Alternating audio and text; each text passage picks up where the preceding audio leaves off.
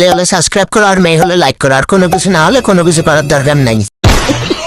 লিখন ওই যে হিজলা মাস্ক পরে তাই যে আমার বিয়া করবো কইছে, হে আমার বিয়া করতে আমার বাদ গেছিল, হেলিকে আমি কামড়টা দিছি।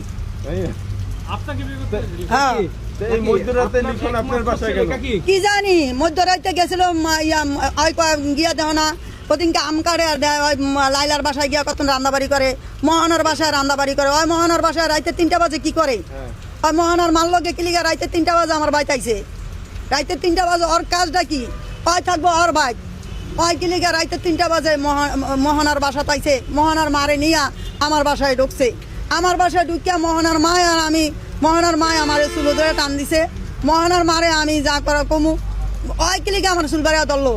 এই বেআইনি এই প্রথম মারামারি করলেন? হ্যাঁ এই বিআইনে অনেক আগের তো আমার গালাগালি ভারে, আমি কিচ্ছু কোনোদিন কই নেই, কোনোদিন প্রতিবাদ করি নেই। আজকে বিআইনে আমার আয়া হঠাৎ করে চুলবাড়া ধরেছে প্রশাসনের সামনে, উনি আমার আগে ধরছে। এই বেআইনিকে আজকে সুযোগটা কাজে লাগাইছে? আচ্ছা সুযোগটা কাজে লাগাইছে, এর মধ্যে আমি আবার হ্যাঁ অন্যবার ধরছি, ধরার পরেই হ্যাঁ মেয়েও ধরছে আমারে, লিখনও ধরছে আমারে। এখন আমি লিখনের বিচারটা সবার কাছে চাই, যে লিখনে আমার কি কারণে আমার এই অপমানটি করতেছে আর অত্যাচারটি করতেছে, আমার বাসায় গিয়া লিখনে আমার গায়ে হাত দেয়, এটা কি মানানসই কথা?